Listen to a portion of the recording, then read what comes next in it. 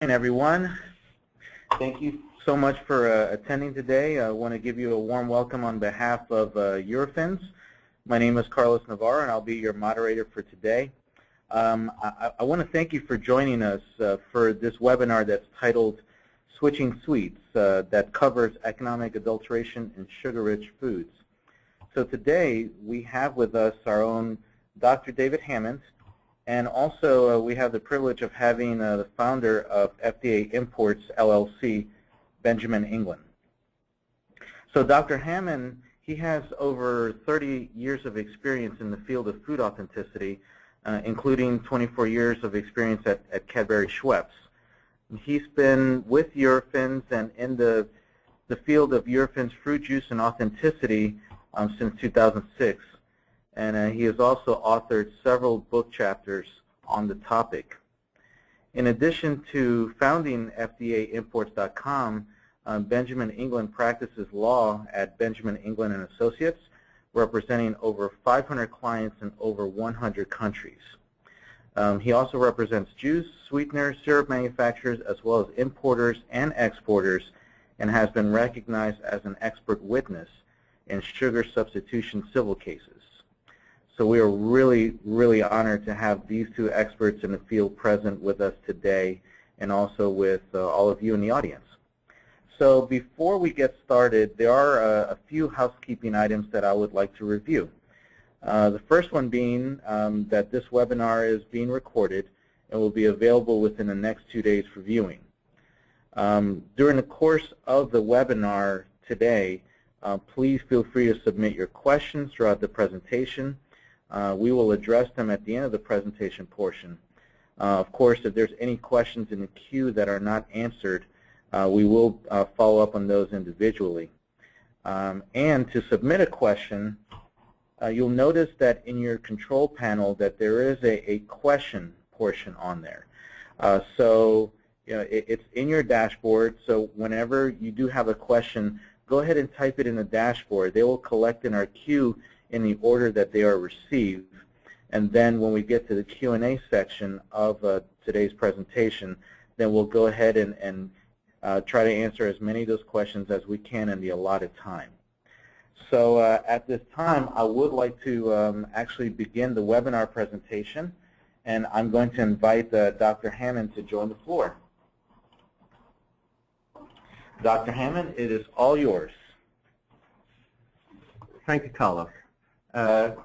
Good morning, ladies and gentlemen. I'd like to extend my welcome to this webinar, and I slightly altered the title of my presentation, as you can see, because I thought it would be quite appropriate with sweets going sour.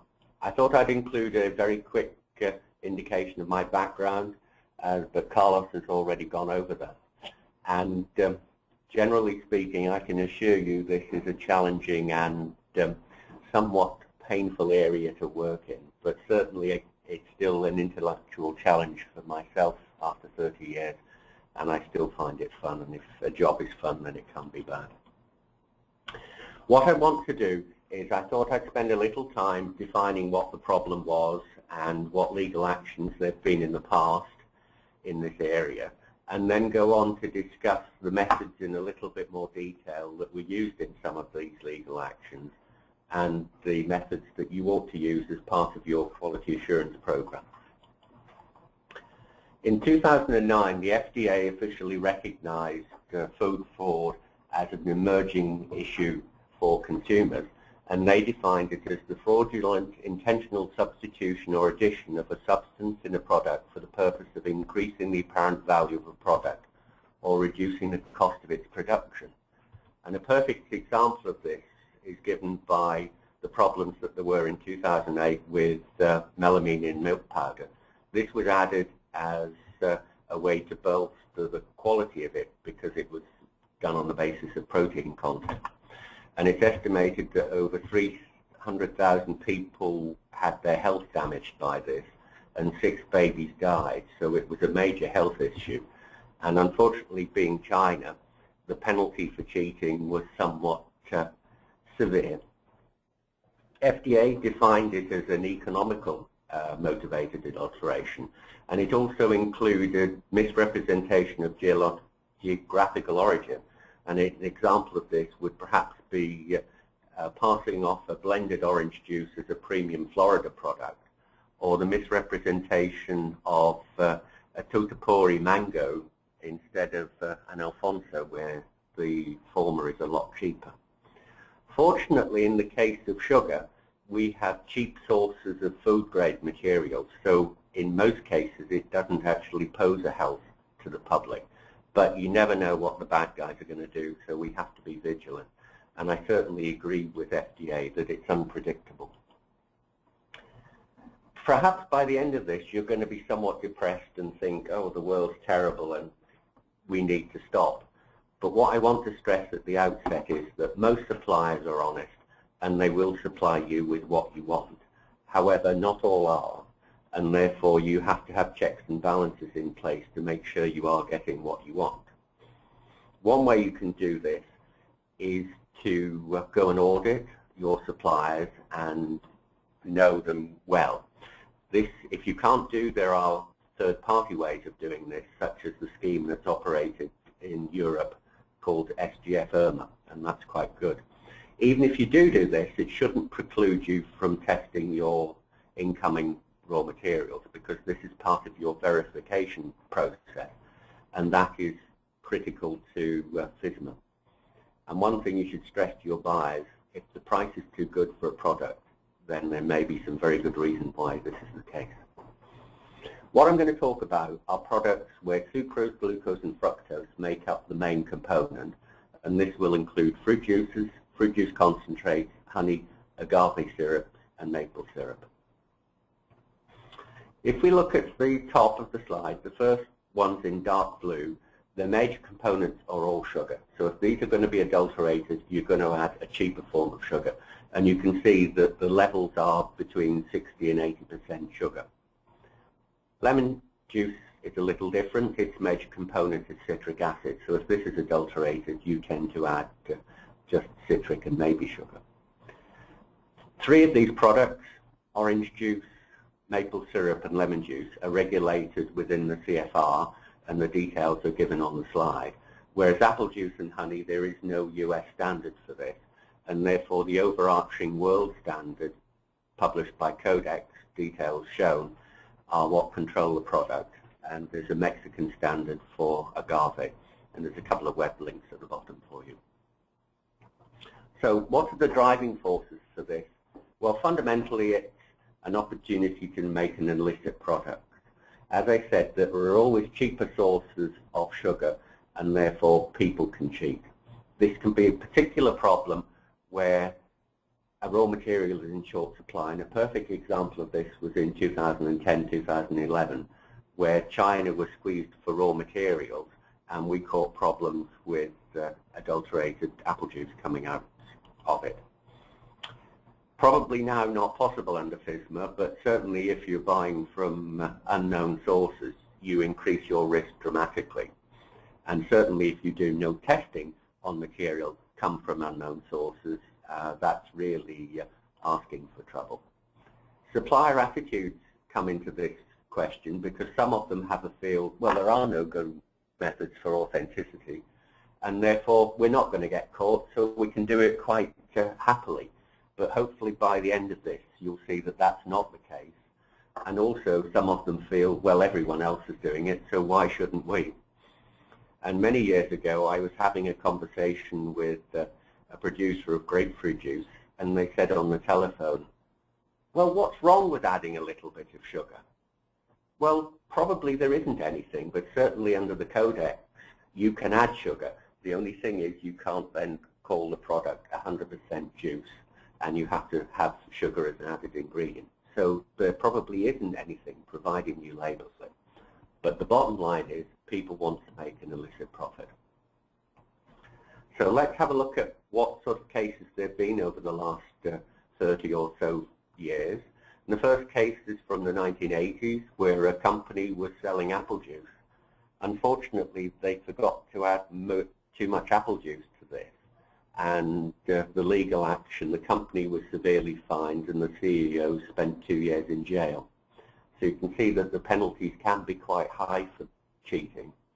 And this was detected by the lack of chlorogenic acid, which is a phenolic acid characteristic of fruit juices and apple juice, and also containing completely the wrong levels of glucose and fructose. Second case was actually from a California company that was selling adulterated orange juice. And in this case, when the company saw the data, they actually held up their hands and said, okay, fair cop. And they settled out of court for $8 million. And this was detected by using oxygen isotope analysis and also the presence of neuringin. An example from my backyard in 1991, UK food standards showed that 16 out of 21 orange juices were adulterated. Small problem, chaps. However, there were no legal actions by some very good footwork by the lawyers. And this was detected by using SNP NMR and carbon isotopic analysis, oligosaccharide profiling, having the wrong form of D-malic acid, and pulp wash.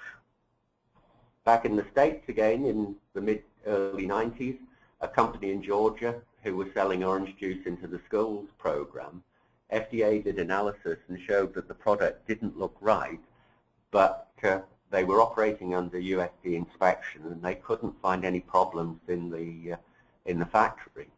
But finally they were tipped off that there was a fake electrical panel and there was a syrup room behind that. And finally the owner of the company was jailed for 8 years. So the stakes can be very high.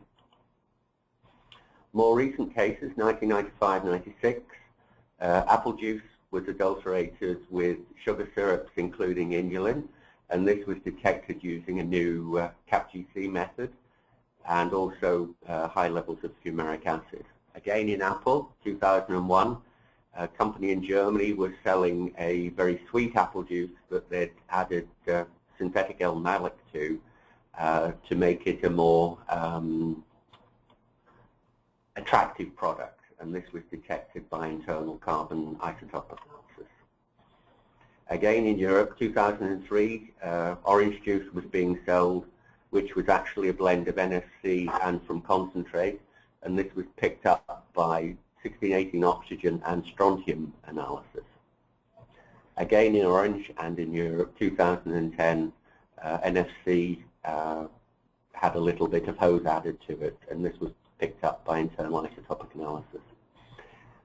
Manuka honey is bought because it's got purported health benefits, and one of these is the antibacterial activity.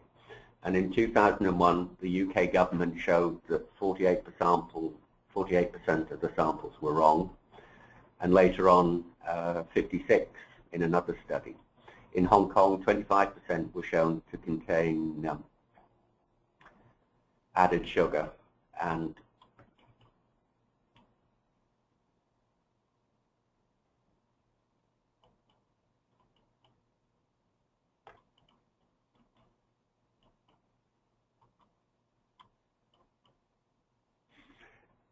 the samples were shown to contain added C4 sugars by carbon isotopic techniques. What is very interesting about this particular honey, in the UK alone, it's claimed that 18,000 tons of this is sold annually. However, if you look at the production records for New Zealand, they only produce 1,700 tons. Interesting. However, world sales of Manuka are reported to be 10,000 tons. So there's certainly something very unusual going on with this. And a couple of very recent examples. Swedish Consumer Association have shown that 2 of the samples that they looked at contain added C3-derived sugars and citric acid using NMR profiling. And then in Australia, a company was fined $28,000 US for selling a product, again containing cane corn-derived sugars by carbon isotope ratio MS. And the Commission also considered that the product was inappropriately labelled, as it was described as Victoria honey, which is a province within Australia, when in fact it came from Turkey, and this was done by a paper trail. So that gives you an example of the type of problems. This shows you the economics of the process. Here on the left-hand side, you can see the prices for the adulterants, and they're at least a half, if not up to a tenth, of what the real material is. And so there's a significant advantage for cheating. And you can see the difference between the blue and the green columns. And this is the effect of adding 20% to the price, and this is the cost savings that the company can make, which are in the region of 15 to 20%. So it's worth doing it from their point of view. What you have to consider is if you get caught, the penalties can be quite harsh.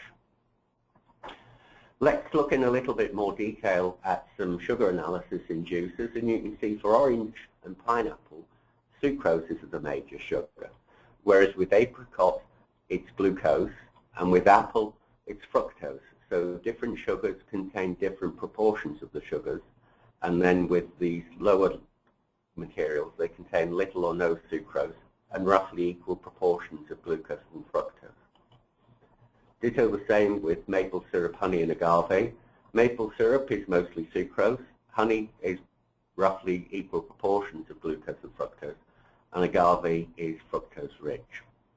So if you're going to adulterate these products, you will tend to use different types of materials. So they'll all be adulterated with sugar, but with orange you would want to use a beet sucrose or a beet medium invert syrup, because these are the more easy to hide, whereas with pineapple, because it uses a different photosynthetic way to make its sugars, you would want to use a cane-derived material. With pomegranate, typically we've seen other cheaper fruits added, but also cane sugar and beet sugar. Honey, ideally you'd want to use beet-derived sugars or rice-derived sugars, but often they use cane or corn, whereas with an agave you'd want to use cane or corn, and maple you would want to use beet sucrose. So the bad guys, if they know what they're doing, they will tailor-make the adulterant that they use to make it more difficult to detect. In the early 90s, there were a number of problems with people getting sick from drinking juice contaminated with E. coli 157 and also with salmonella. And at that point, the FDA introduced juice HACCP to eliminate these problems. And this made companies producing juice set up a risk analysis, and if they identified any risk, to put practice in place to alleviate this. And one of those included a 5-log kill to make sure that they didn't have any microbiological contamination. And there's a web reference to juice HACCP. With the introduction of FSMA a couple of 3 years ago now, this is going to place very similar constraints on the whole food industry, similar to those which have been applied to juice and meat. And this is a process in action at the moment, and this is going to have a very significant effect on the whole food industry. I'm not going to talk much about FSMA, but I want to identify a couple of points. The whole process is to prevent there being problems, and this is where HACCP comes in. It enables FDA to inspect and check compliance, and verification of your processes is critical here. And I'll come back to this process, verification of supplier. It not only applies to US-based producers, but also to external for imports. So it imposes significant changes to the way business is going to work. And it actually provides FDA with easy ways of blocking this. So I don't really want to talk any more about FSMA, but it's a work in progress with guidance coming out on a regular basis. So what do we need to look for? Well, it's basically we need to look for cheap extenders. As I said, we need to look for sugar or sweeteners, and certainly in the case of juices, we want to look for water or acids. In juices, we also want to look for cheaper juices, particularly if you're looking at pomegranate. The price of grape or apple is much cheaper. If we look at this slide, you can see this is orange juices coming into our laboratory in Nantes, and these are the reasons for the failures over a 10-year period. You can see over 20% of the samples are failing due to sugar, under 10% due to addition of other fruits or unusual aromas, and a little over 10% because of different types, maybe added sugar, maybe added juice, and also for added water. So you can see many different problems, which means you need to use many different approaches to pick it up. So let's concentrate on sugars and sweeteners. One of the easiest ways is actually just to look at the proportion of the sugars. If you're dealing with a sucrose-free product like honey, agave, soft fruits, grapes or pomegranate, if you detect sucrose, you know you have a problem. If you're dealing with something like apple, orange or pineapple, if the level of sucrose is too high relative to the total sugars, you know you have a problem. And if the proportions of glucose and fructose are wrong, such as in apple or pear, agave or honey, which are fructose-rich sugars, it probably indicates the addition of an invert syrup. And if your total level of sugars is a percentage of bricks, you know you've got a problem. So the way that you would check this out is by looking at the sugars individually. Probably the oldest and most common method is to use HPLC linked with refractive index for detection. It works very well, it's very robust, but you do need to be careful with your column selection because not all columns will resolve all disaccharides or polyols from other sugars. So you need to be careful with that. And some references for methods, IFU 67 and also 3 OAC references. Another way of doing this is linking HPLC with ELSD, and it's very good non-specific detector, but I'm not aware of any validated methods for this procedure in the juice or sugar-rich products area. Another way is to use HPLC linked with electrochemical detection, and this works extremely well, I feel, for samples where you want to look at low levels of materials. But the detector is extremely sensitive, and if you want to do bulk sugars, you can have problems with multiplying a small error in your diluted material up to the finished material. There are also enzyme-mediated methods, which are quite widely used in Europe, and a couple of IFU references there. They're very good, they're very specific, but they're quite time-consuming. And of course, you can go back to an even older method using GC with FID detecting. So, if you analyze a sample and the proportions of sugars are wrong, you know you have a problem. However, the bad guys know what they're doing, and consequently, if you see the right sugars, it doesn't necessarily say you have a problem. So you need to look at different ways of doing it. So one way of doing this is to look at fingerprinting techniques, and that's where you look for a particular material that should be there or not. And in the case of sugars, it's di, tri, or higher oligosaccharides. And this method works very well for fruit juices, for maple syrup and agave, but doesn't work for honey. So 2 fingerprinting methods have been developed, one using HPLC pad, discussed in IFU recommendation 1, and this was developed in the 80s as a way of picking up invert syrups in fruit juices. One limitation is if you've got aseptically packed juice, you can sometimes get false positive results from this. Nick then went on to develop a CAPGC method discussed in IFU recommendation 4, and this was developed in the 90s to pick up high fructose corn syrup and invert syrup, but work that Nick and myself did showed that it was applicable for picking up hydrolyzed inulin syrup. And here there are 2 markers that we want to look at. So let's have a look at some chromatograms, because this actually is a lot easier to see. This is a typical pattern you see in a not from concentrate juice. And in a concentrate, the peaks here will be much bigger, but it's fairly clean apart from the big sucrose peak. Another example, you can see there's 2 peaks here that weren't in the previous sample, and this is due to the presence of inulin derived from either chicory or Jerusalem artichoke, and this is something that Nick and myself picked up. Another example, this is for a high fructose corn syrup, but it could be a high fructose from starch. Maltose can be a natural component of early season apple from hydrolysis starch, but there shouldn't be these two peaks, which are due to isomaltose. And again, this is characteristic of starch-derived syrup addition. With the CAPGC method, it's not susceptible to heat, because in this case you can see there's a very large difference between these two marker peaks, and this is characteristic of invert syrup addition, whereas in the bottom trace you can see that those two peaks are much more similar size, and given in the bottom are actually the criteria drawn up in association between the IFU Analytical Commission and the Technical Committee for Juice and Juice Products in the States for making whether the judgment whether the sample is good or not.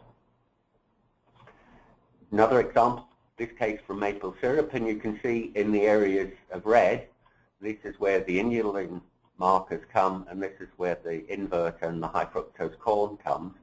It's clean, so you can use this as a way of doing it. Whereas this is an agave, and you can see a bit more complicated profile, but invert peaks about 1. Isomaltose, again, shouldn't be here, so this is an adulterated sample. Invert peaks are okay. In this case, a very different ratio for the invert, so this is an agave adulterated with invert. So it's very pictorial, this method, whereas this is a honey. No problems picking up hydrolyzed inulin syrups, but there are peaks in the region for invert and so for maltose and isomaltose. So the method doesn't work for that. So LOD for high fructose corn in juices, agave and maple syrup is around 2%. With hydrolyzed inulin syrup, it's around 2% in juices and maple syrup. With full invert, that's around 5%. If you use the method, where you have to be careful is if your invert ratio is around about 1.3, and there you want to use the equilibration method defined either in IFU recommendation 4 or in Nick's paper given there. As you saw in the course of the legal cases, isotopic methods have been used quite extensively, and this mainly uses carbon-13 oxygenating or deuterium. And carbon isotope ratio mass spec is used for picking up cane corn derived sugars to fruits.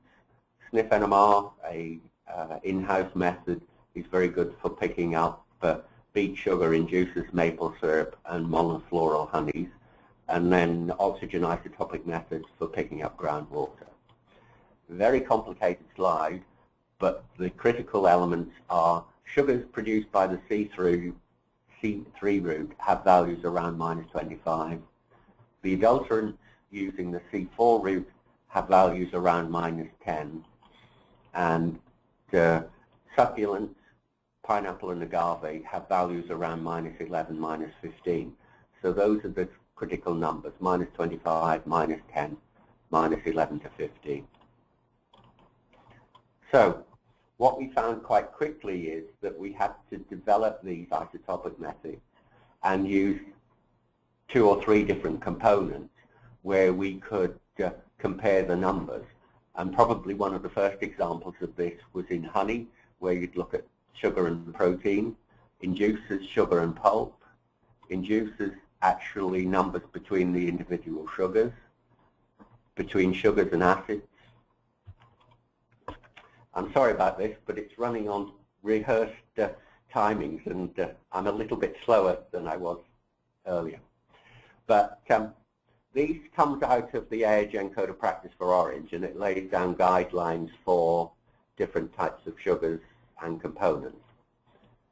So this is internal analysis for sugar. The initial method was published in 78 and the internal method in 88.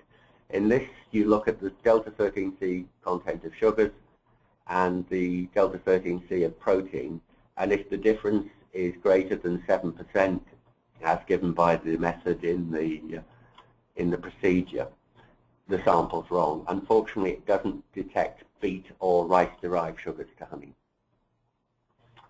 This is an example of the internal method, and you can see that the delta 13C and sucrose and glucose are not the same, but they fit within tram lines.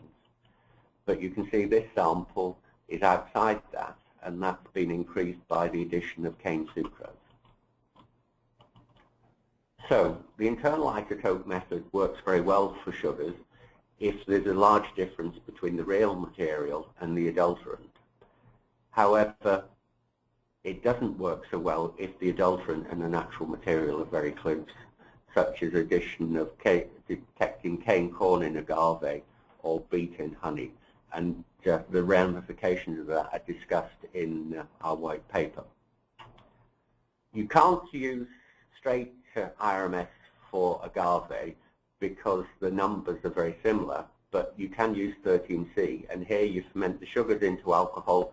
You recover the alcohol by distillation and then look at the 13C content at the methyl and the methylene site.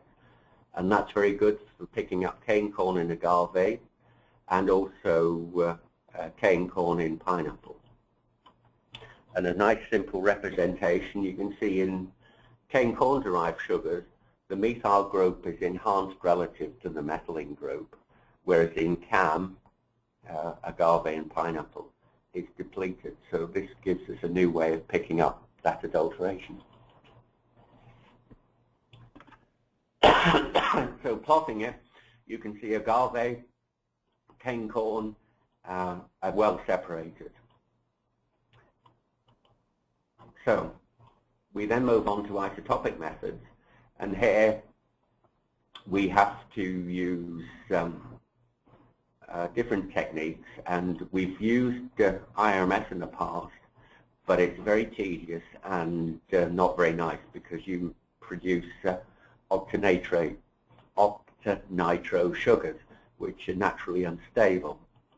However, Eurofins developed the sniff NMR method in the 1980s and is recognized by OAC. It's very good for picking up adulteration. And it works on the basis that as you move away from the ocean and you move north, the water contains less deuterium. Superimposed on that is fractionation within the plant, and therefore you get more or less deuterium again. And using this, if we use both deuterium and carbon isotope ratio mass spec, it allows us to differentiate between fruit sugars, beet-derived sugars, which are both C3, so they have the C3 carbon-13 signature, but differ in the level of deuterium because these are generally grown in warmer climates.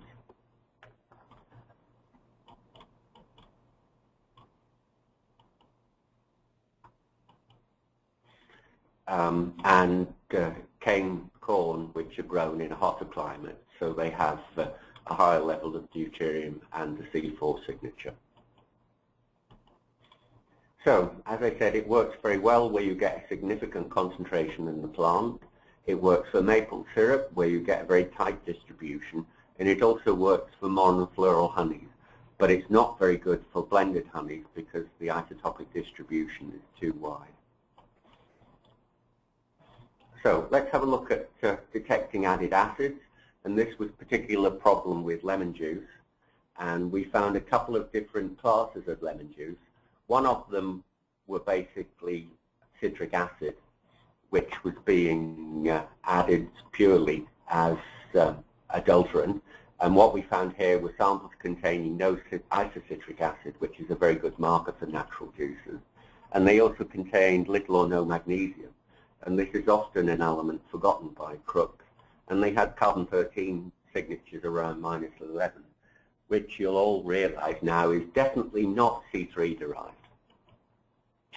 Other samples, they actually contained some isocitric acid, but from the carbon isotope and from the carbon and the hydrogen isotope analysis, the samples were still adulterated. And here's an example of that. These are synthetic citric acids derived from cane corn, derived from beet and cane corn, or derived from beet. And you can see they separate on this axis on the basis of carbon, but they separate on the y-axis on the basis of deuterium. And these lemon juices clearly are mostly derived from either C3 citric acid or C4 citric acid, but do not belong to lemon juice. So let's have a look at cheaper fruit.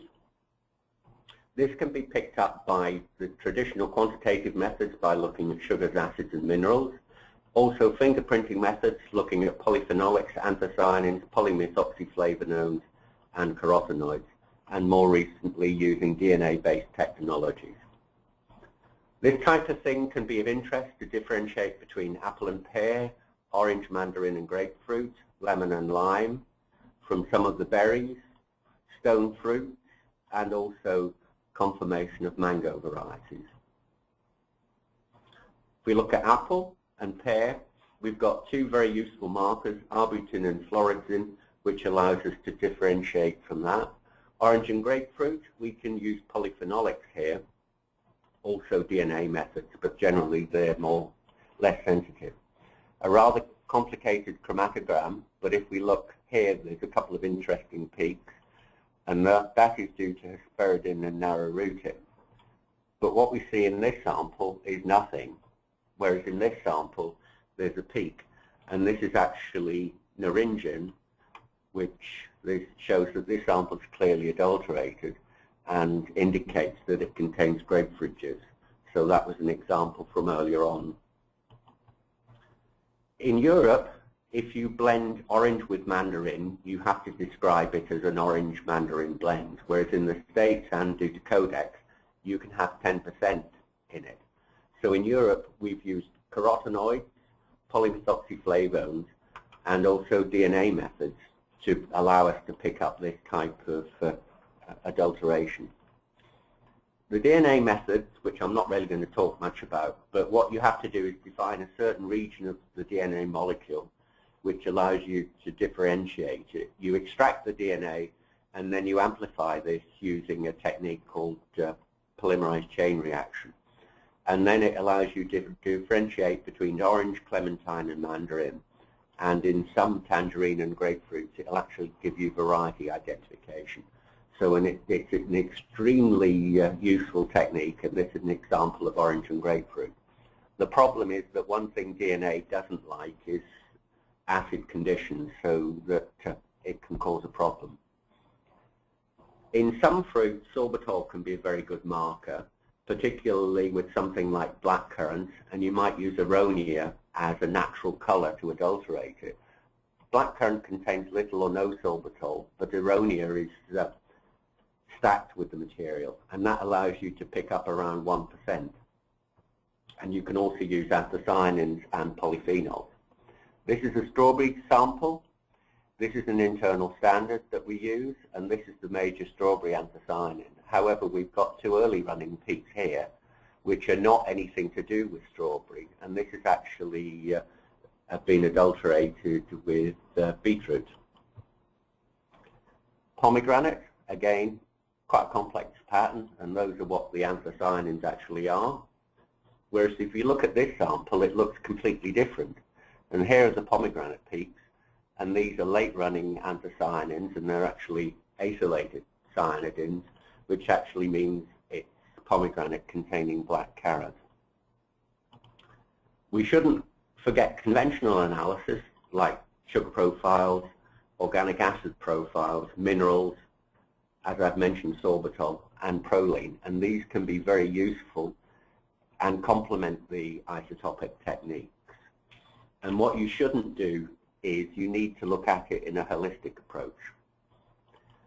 Now, NFC is sold at a premium over from concentrate, and so that you need to differentiate between from concentrate and not from concentrate, or from a not from concentrate with a little bit of hose. In Europe, in the AIJN Code of Practice, it sets a minimum Brix value, whereas in the States and also with Codex, there is no minimum Brix for NFC. It is what you get out of the fruit. However, that gives the bad guys more leeway because they can say, oh, well, our fruit's just a little low in Brix. However, there is quite a good way of looking at the internal isotope ratios, the 16-18 oxygen in the water, which is the old-fashioned way. But if we look at that in relation to the 16-18 oxygen ratio in the sugars through ethanol, it allows you to get a more accurate determination. Again, natural tram lines where the data should be, and you can see that these samples sitting down here are below what is normally judged to be acceptable, but they sit well within the range, so it shows that the technique works very well. Whereas these samples are sitting below the range, and this is what I would describe as samples with a little bit of hose in them. They've probably got very high bricks, and the bad guys thought, oh, well, we can dilute these a little bit and still get away with it. Whereas these samples are blatantly wrong and are actually from concentrate that were being passed off as NFC. Another example, and this is from pineapple, and this is quite interesting because these were from Costa Rica, and this is where you'd normally expect Costa Rican pineapples to be with a relatively low 16-18 oxygen ratio. Whereas these were some samples that I actually picked up in the factory during the dry season, and because there was much more evaporative concentration of deuterium in the plant, the 16-18 oxygen ratios were much higher. So again, it shows the usefulness of the technique. For many years, we've been looking for a method to use which would be quick and easy to determine whether a sample is normal or not. And work between Eurofins, Brucker, and the German SGF Association looks as if we finally got a method. It's based on proton NMR. It's very quick, very simple. You buffer, filter, and then you analyze a sample by NMR, and you get a profile that looks like this. And then you use multivariate stats methods to interpret it. And a couple of examples, but I'm only going through one of it. What you see is this sample clearly doesn't fit with a couple of models, so you know the sample isn't right. And this is the sample in relation to a whole range of different types of juices, and it doesn't fit for any of them, but the closest material is apple juice. In terms of the origin, assuming that it was apple juice, it looks as if it's from Germany or Poland, or maybe from Spain and Italy.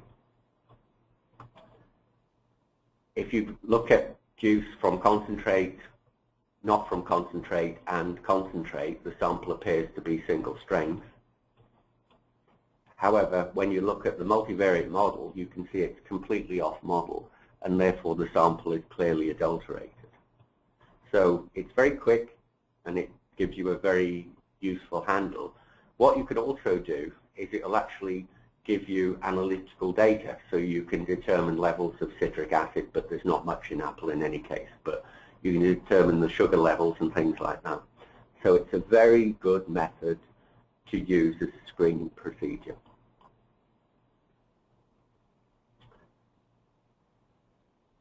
The analysis is only part of the problem, but the interpretation is where I come in and where you need database. Now, if you're going to do analysis yourself, you're probably going to have to develop your own database, and it's expensive. How do you know that the samples are real and representative? If you look in the literature, it's often very confusing, and with pomegranate in the 2005-2008, it was very unclear whether tartaric acid was a natural component of pomegranate. So you need material, you need sources.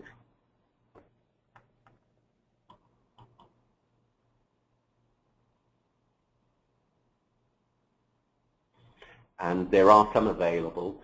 The Technical Committee for Juice and Juice Products has a limited amount of data on their website. AIJN has quite a lot, and it lays down compositional guidelines. Unfortunately, that's not free, but it's available for about €300 for a year. And SGF also has a database, but that is only a member service. So if you're going to do your analysis or you're going to outsource it, you really need to use a laboratory that specializes in the analysis and certainly operates to the principles of 17025. That way you can be safe that they're going to give you reliable and consistent data. But the interpretation is everything, and therefore you really should use an expert laboratory. So, for analysis, we've got a couple of sources of methods. One is AOAC, where there are some methods published, but not that many producers, whereas the best source is from the International Food Use Union, where they have an analytical commission that have validated the methods. Unfortunately, none of these methods are available free unless you have to be an AOAC method. What's critical is you don't look at the data singly. You need to look at the whole picture and find as much available data when it was produced and that type of thing. For other products, there are other sources of methodologies. So for honey, there are various codex methods for honeys and juices. As I said, there's AOAC methods, also AOAC methods for maple syrup, and there's also ICOMSA. So, in conclusion, I want to state that most suppliers are honest, but not all are. You want to know and visit your suppliers, and this becomes more important under FSMA. You should have a testing schedule for incoming raw materials, because this is part of your supply verification, which is important under FSMA. You should consider using conventional fingerprinting and isotopic methods to give you the best coverage. And if you're going to subcontract it, make sure you subcontract it to a specialized laboratory. What you should consider is, although it is expensive to do this type of analysis, it can be much cheaper than in the long run of getting into the situation where you unwittingly pack an adulterated product and you have to withdraw it. So it should really be considered as part of an insurance policy. So I'd like to thank you for your attention, and there's some web links there and also some links to useful chapters. Thank you.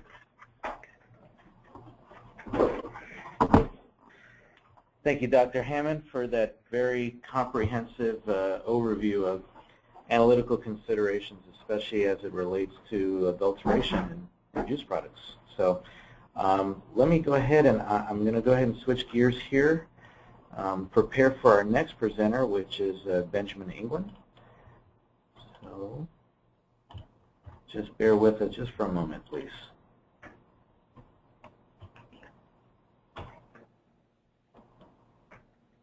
Okay.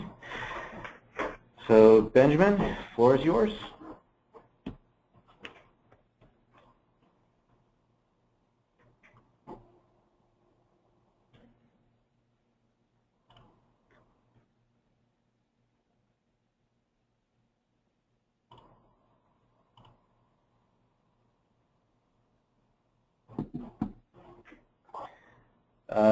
Benjamin England, are you there?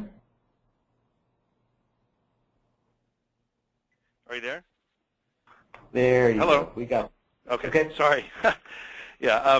Apologize for that. I just was thanking you, Carlos, and thank you, David, for that that presentation. I particularly appreciated the level of detail that you gave with respect to the technologies for identifying the adulterants. It's actually quite a specialized field. And a little bit of background on me. I'm an attorney. I worked at the FDA for 17 years. My original job there was as a microbiologist, so I used to be in the lab myself. I was an investigator with FDA, a compliance officer. I was a criminal investigator with FDA for a period of time, and therefore was working quite occasionally on fraud cases with FDA, prosecuting them in federal courts. Went to law school to get out of the government, eventually succeeded in doing that, and started this practice. So FDAimports.com is a consulting practice. I have a law practice as well, and we represent lots of companies regulated by FDA and USDA, and we sort of practice at the intersection of FDA, USDA, and customs law. So what I'm going to do is I'm going to talk a little bit about how lawyers think about the data and the information that David just gave. I will not go as much into the let me get my slide to change here. There we go. I won't go as much into the history. I will say this is actually quite an old fraud. It's as old as biblical times, where there are discussions about fraudulent activity associated with watering down wine. You also can find. Sorry, I got a little detailed question come up. Okay, so you also can find examples in Roman times about where people were adding ash into flour. The examples that David gave are actually quite well known. We're going to talk a little bit about the remedies.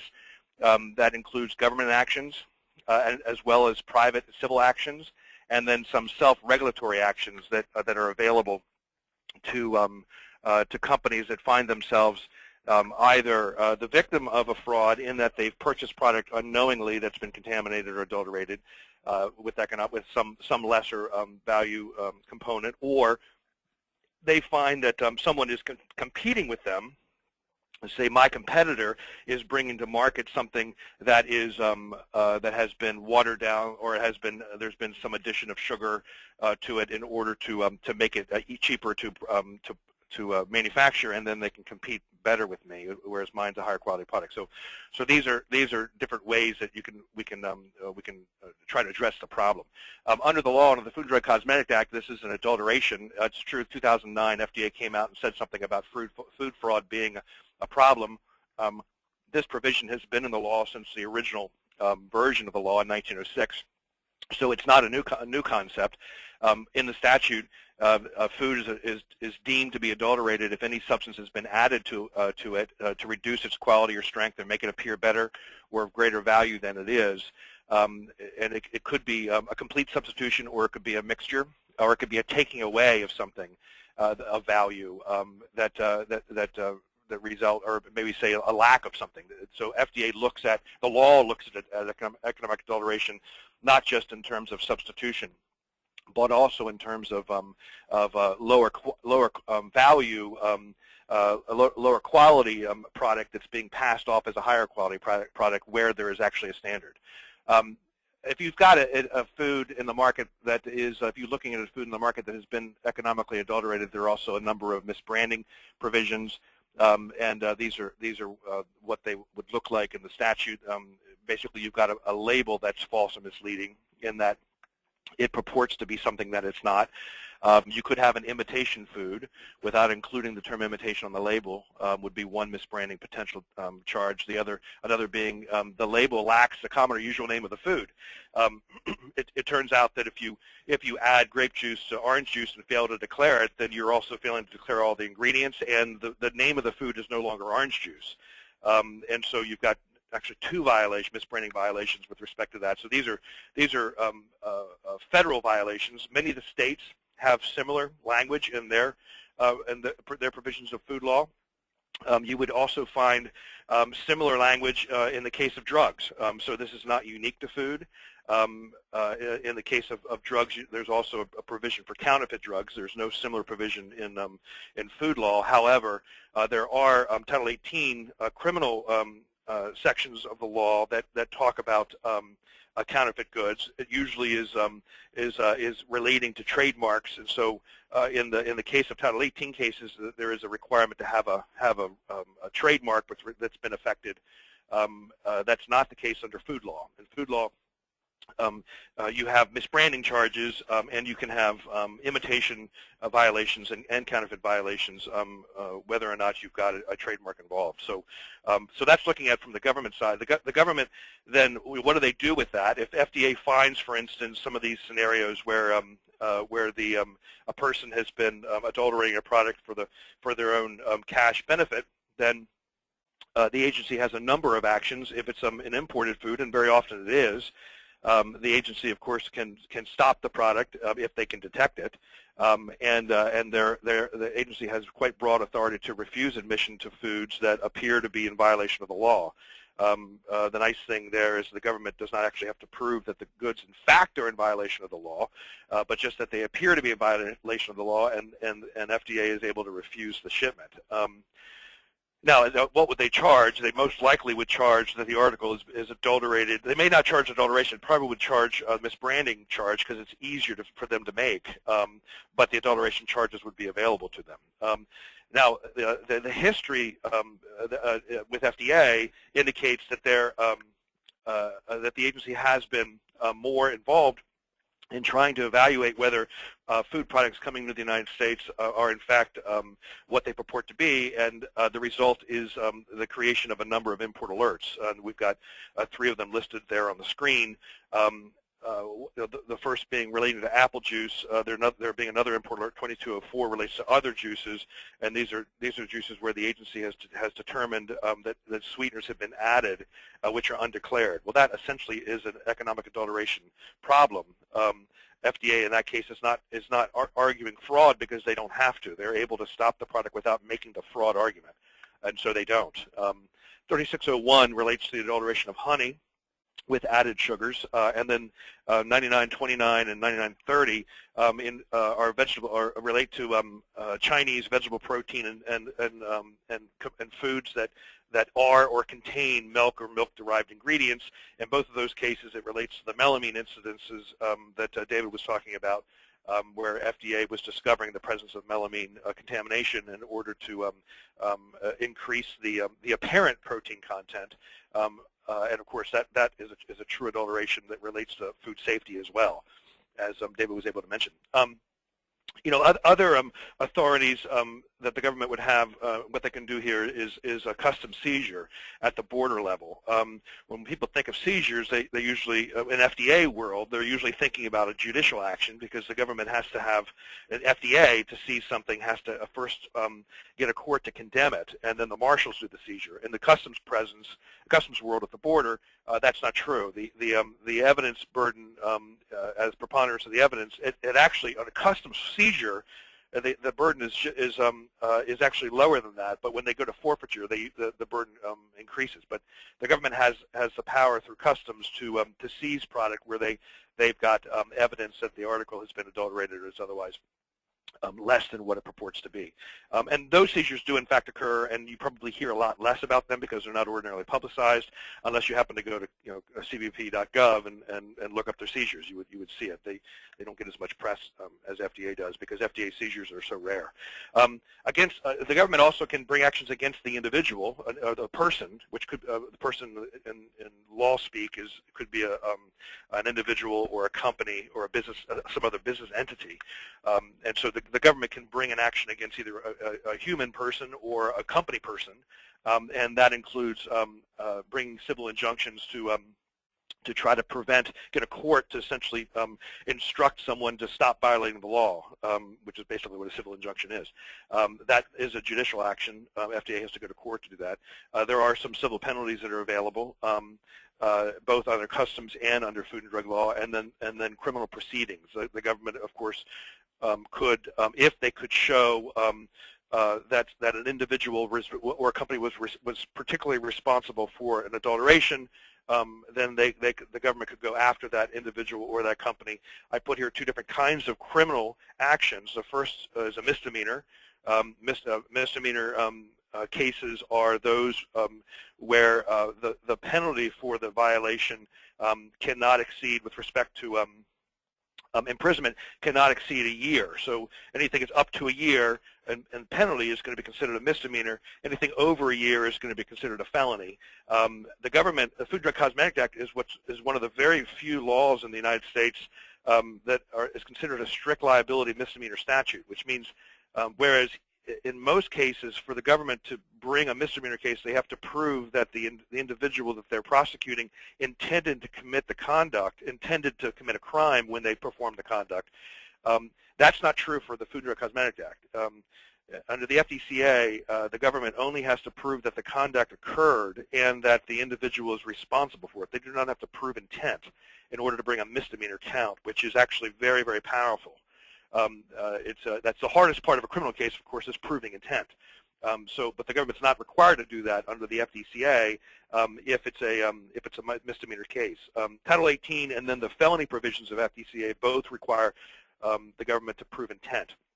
And the intent that matters is the intent to defraud and mislead, which in these kinds of cases, the jury usually is able to jump to that conclusion by looking at the totality of the circumstances, where you've got an individual who is knowingly substituting product in order to bring down their cost of production, and then still try to compete in the more premium market. So those are the agencies, the government's tools in trying to deal with individuals in this space. There are some examples. David actually mentioned a couple of them. Yes, there have been prison sentences that have been handed out by the courts. Yes, one of them for over 8 years, almost 9 years, that's a pretty hefty prison sentence in the Food and Drug Law. It doesn't happen very often.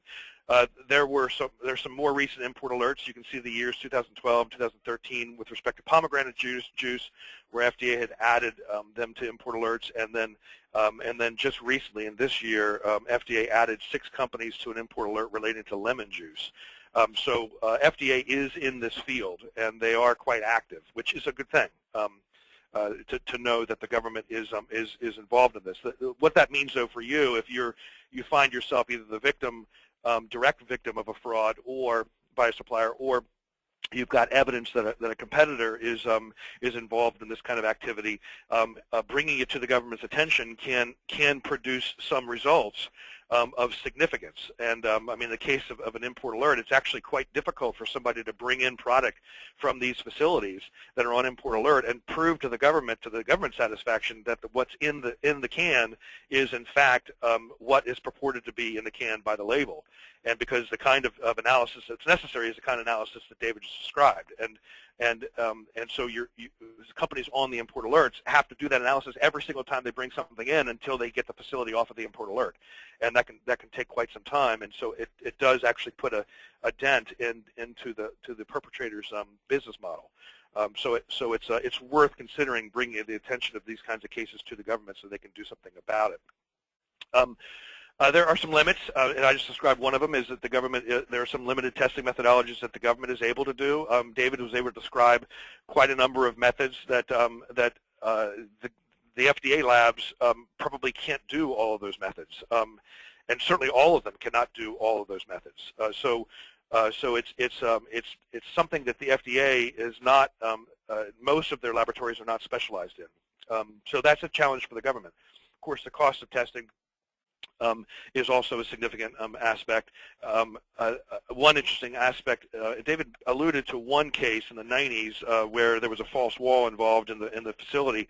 In the 80s, FDA and the Agricultural Marketing Service were conducting inspections of facilities while they were in the process of adulterating product, and the agencies failed to detect it. So it's now that could be it's just they overlooked it and didn't know what they were looking at. It also could be that it's hard to see, and it can be quite difficult to detect, depending upon how the operation is proceeding in the facility. Now, what the other things that make this complex is that the international food chain, of course, is no longer what it used to be. It's now, a single food is very often composed of parts that come from multiple geographic and national origins, and then of course once it's prepared, and the steps that are used to manufacture the food may not occur at one place, and so you've got both a complexity with respect to sourcing materials and also a complexity with respect to where the product is made and the steps that are performed. And then, of course, you have the supply chain itself of product moving across multiple borders before it makes it to the United States, and that complicates the government's job in identifying the perpetrators of this kind of activity. The other thing is the agency, of course, is going to focus its resources where they get the biggest bang for the buck for public safety, and melamine being an exception, most of these really are purely economic frauds. And although the government hates it and doesn't like it, in fact, in some cases, with respect to customs, the government is losing duty because it very well could be that some of the adulterants might be subject to duty, and yet it's not being calculated into the duty calculation when the product is being imported. So But that still is primarily an economic issue. And it's hard for the government to predict where they might find the adulteration, and the FDA is not prone to be watching prices of products, and that as David pointed out, if it's too good to be true, it's probably not true, and with respect to price, and the government's not in that business. The FDA at least is not in that business. So these are the challenges that the government has. There are private actions. These are actions brought by individuals or companies against other individuals or companies. And so this is private litigation, and there's two basic ways that this may arise. One where the consumer has been tricked. That is, the consumer thinks they're buying orange juice. In fact, they're getting orange juice plus something. That is a fraud. And there are state laws that enable consumers to sue for the value of that fraud. Now, it's not easy to do. In fact, I would say that in most cases, an individual consumer wouldn't be able to bring a case like that because it would cost them too much, and they would only get the value of the goods, maybe some treble damages and a penalty. But when your cost of goods is only a few dollars, who's going to bring the action? And so, consequently, some states have enacted quite broad and consumer-friendly class action rules that allow consumers to get together in a class and sue a company for this kind of a fraud, and that can, of course, then bring up the value of the fraud quite substantially into the millions of dollars. And plaintiffs' attorneys are often quite willing to do that. In fact, there's been a number of actions related to that. And some of them you might have heard of in the not too distant past. The other way that you can bring a private action would be one company against another company, and that's ordinarily under the Lanham Act, although it can also be under some state laws. And the point there is that the law protects against false or misleading advertising that would result in unfair competition. So if I find that I have a competitor who's a direct competitor who's cheating in the marketplace, I could sue that individual under various provisions of law alleging unfair competition and seek remedies, which might be a court enjoining the conduct, telling the individual or the company to stop under penalty of law, or monetary damages, which also can include often the attorney's fees that were necessary to bring the case, which we of course like, because it means that we get paid when we win, and if there's a good case that's out there, it's the kind of thing that lawyers like to do. It's the lawyer for a private lawyer being able to do a good thing for a client that is protecting the marketplace and also protecting the public because of the potential risks associated with adulterated foods. So those are two ways that there can be private causes of action. There's also a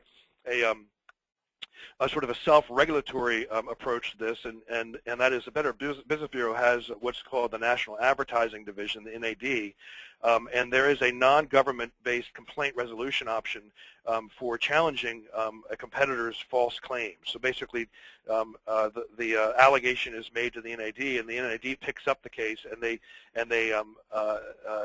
look at it, and they basically send a letter threatening to bring the action through either ordinarily a state court, challenging someone's unfair competition, but the NAD is essentially sort of driving the ball at the self-regulatory level. It's not actually a lawsuit, and it's not the government doing it. So it's someone in the industry taking advantage of this program under the Better Business Bureau to challenge a competitor's false claims. Now, this can lead often to a full-blown consumer class action because once this information, once this investigation is completed, those records become public, and so it becomes a source of cases for many plaintiffs' attorneys. They will scour these self-regulatory actions in order to try to find a company with deep enough pockets and a broad enough market for a particular fraud in order to try to track down some plaintiffs who then would be able to represent a class. And it's actually quite an effective tool to get companies to change because of that last risk, the fear of it growing into a class action. So, the science aside, it turns out that there's sort of a science and a way of thinking about enforcement actions, both public and private. And I think it really is worth talking to the government when you find a competitor that's doing this, because the government has a lot of tools. Their weakness really is in detection. And so if you've got the ability to, if you've already performed the detection and you've got the evidence, you can sort of lead them the right direction. The government is often interested in taking up those cases, because the FDA at least usually gets pretty good press out of it. It is important, and this is like protecting your intellectual property. We do trademark work where we protect companies who are experiencing competitors who are infringing on their marks or on their patents. This is not unlike that. This is the goodwill of a company to be out in the marketplace and be competing against a company that's cheating. It can really have an impact on the entire industry in that sector. As this information becomes apparent that people are cheating, and people start to question everybody. And so it is quite important for firms to be proactive in the area by verifying suppliers or providing legitimate product. And David mentioned the Foreign Supplier Verification Program under FSMA. That's a couple years off, just because the FDA it's going to take a while for them to, one, write the regs, and two, get through the phase-in period and then do the implementation. But that is going to be, I do believe that the FDA is going to be looking at whether companies are thinking about whether the suppliers are supplying the product that they purport to be supplying. And that's not a food safety issue. But the statute is written broadly enough to enable the agency to bring the economic adulteration question to bear when they're looking at importers of food products. So it's important to be thinking about this. 2 or 3 years seems like a long way away, except for the fact that the last 2 or 3 years sure went by fast, right? I mean, before you know it, FSVP is going to be upon us, and these are things to be thinking about now. And then, of course, it's important when you see a competitor's product that looks too good to be true. It might be an indication of a place to start sniffing around to see whether they've, in fact, it is too good to be true. So that's how you reach us, FDAimports.com. As I mentioned, we're in the FDA Customs USDA business, and are ready to help in any way we possibly can. And I wanted to go quickly because I know that there's going to be some good questions, and we're short on time. So thanks very much for listening, and hopefully this is helpful. Okay. Well, Ben, thank you so much for that information, especially how you covered not only the legal implications, but also some of the enforcement consequences that are out there for for companies. So we really appreciate that.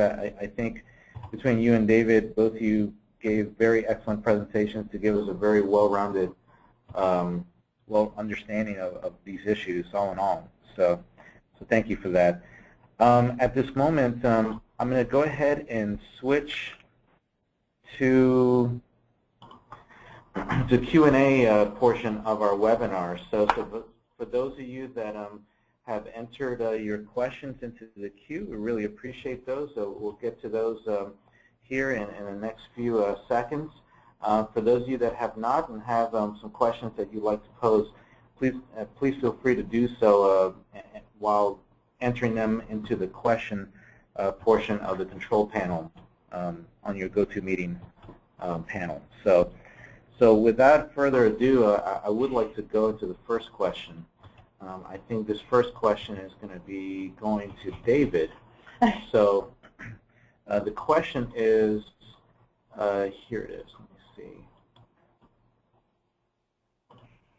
see. Okay, there we go. I suspect a mango puree to have added carotene. Is it possible to detect that? David?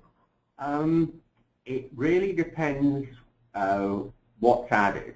I mean, if it was straight beta-carotene, that might be a little bit more tricky, but certainly within the AOGN Code of Practice, it lays down certain guidelines for the maximum level for beta-carotene or carotenoids in general. And it also gives a breakdown in terms of the different carotenoid fragments. So depending on what's added, it is possibly, but if it was purely a small amount of beta-carotene that was added, then that might be a little bit more tricky, particularly in the fact that the total level of carotenoids in mango does vary quite a bit depending on the variety and the ripeness of the fruit. So I'm going to be a typical chemist here and say maybe, maybe not. But I mean, there are ways of looking at it, but I can't be 100% sure whether it would be detectable. It would have to be a question of look and see. Okay. Thank you, Dr. Hammond. Just to allay anybody's concerns post-webinar-wise in terms of whether you're going to get a copy of the presentations, yes, there will be presentations distributed immediately after. Give us, I think, about 24 hours. There is a recording as well, a link to that recording that will be made available to everyone in the audience. So just to go ahead and clarify that.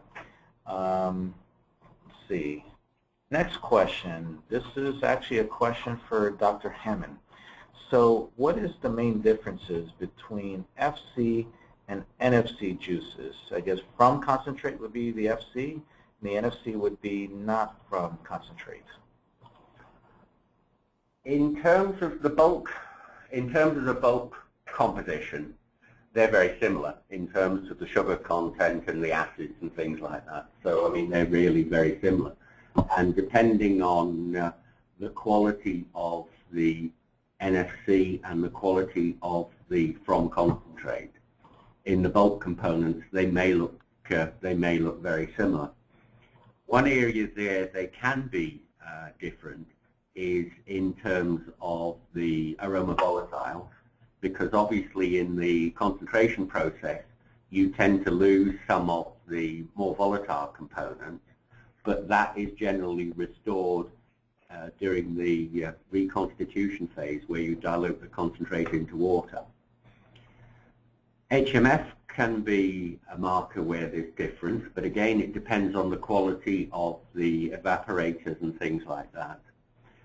One major difference between the two products would be in the 16-18 oxygen content of the water, because in the NFC product it actually has the hydrogen deuterium content and the 16-18 oxygen content that was in the fruit, whereas in the concentrate most of the water, hence the deuterium and the 16-18 oxygen, comes from groundwater, and those two numbers are very different. So that would be very different. In terms of the taste, there may be differences because of the additional heat in the concentrate, but again this can be partly covered by the use of very good aromas and things like that. And certainly my German colleagues will always argue, well, our from concentrate juice is as good as an NFC. Now I always take exception with that, because I agree that they're from concentrate. A good from concentrate can be better than a bad NFC. But there is no way, in my view, both as a consumer and as a specialist, that a from concentrate is ever going to taste as good as a really good quality NFC, because it's had so much less heat input, etc., etc. So really the taste is the difference. But as you know, if you ever drink some NFCs, you drink them and you think, oh. So just because it's NFC, it doesn't guarantee it's going to be a good quality, but certainly a good NFC is, in my view, going to taste better than a from concentrate product. Okay. Thank you, Dr. Hammond, for that answer. Next question here, and I believe we have just probably just a couple more minutes here. So I have a couple of questions for you, Benjamin England. So and I'm going to try to paraphrase this question as best as I can. So the question addresses that, especially in light of some recent developments, I think most notably the horse meat scandal. That was obviously labeled in the media as an adulteration event, where mislabeling was definitely at hand with that. But soon after, it was definitely tied to food safety. So how in your opinion, how is food safety becoming a factor in some of the legal issues that companies are facing now, even if it does start out to be, tied to mislabeling?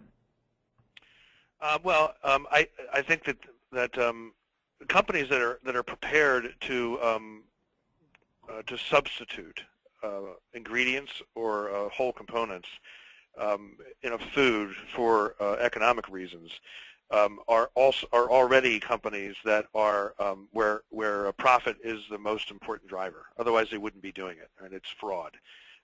It's criminal conduct. Now, that doesn't mean that they're also going to intentionally adulterate food with poisons. However, it very well could mean that they're not so worried about the conditions in which the facility, the conditions in which the product has been manufactured. So it very well could be that you've got HACCP problems, and you've got sanitation problems, and you've got perhaps color additives that are not being declared in order to modify the color. And color additives themselves can represent food safety issues.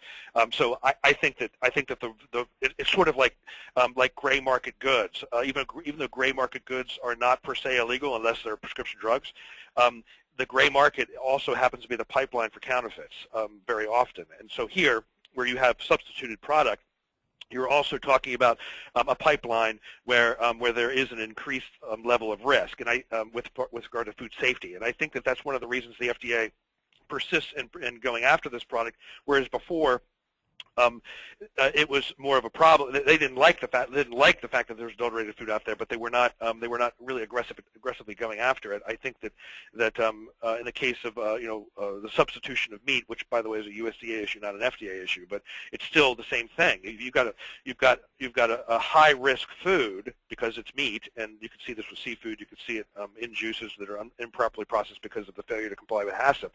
You've got a food that's considered to be high risk with respect to food safety, and you've got a player related to that food that is prepared to take steps that will benefit their wallet and without much concern for either their customers or the consumer. And so that combination of factors then I think does represent food safety risk. Great. Thank you for that good answer, Benjamin. And I think we have time for one last question. And Benjamin, this last question will go to you as well. The question is, in your presentation, you presented different laws, both state, national, as well as the Better Business Bureau. How best does a company navigate through all of these different laws and regulations, and what should be the first step for a company to familiarize themselves with these challenges? Well, I think that if you're going to talk to the federal government about a competitor, then you're going to need to understand the Food and Drug Cosmetic Act. And so you're going to be looking at sections 402 and 403 under the Act. 402 relates to adulteration of food, and you'll find in there the provision that I had on my slide. And 403 is the misbranding provision of the Act for foods, and in there you'll find the different things that I had noted. You can go on FDA's website and search import alerts. You can come to our website. We have a website called importalerts.com, and you can search import alerts there and learn about how import alerts work, and that's a good tool for talking to the government about a competitor or a competitor's supply chain. When it comes to state actions, where you're considering perhaps bringing an action against a company, well, I would say the Lanham Act, which is actually a federal action. That's a federal law. So the Lanham Act would be a place. You just look on Google or contact me, and I can send you the sites to it. But the Lanham Act is a federal law that companies can use to go after competitors that are cheating. And the state laws, I would focus on California and New Jersey. They are very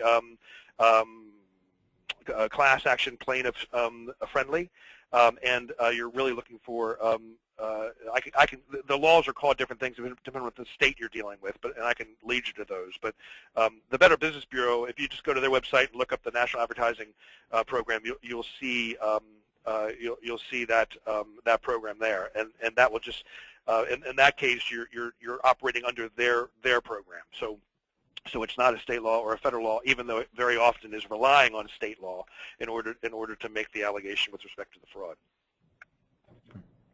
Okay. Great. Thank you for that. So really at this time, this will conclude our webinar session. Before we sign out, once again, I want to give special thanks to Dr. David Hammond, as well as to Benjamin England for presenting very compelling content for today's webinar.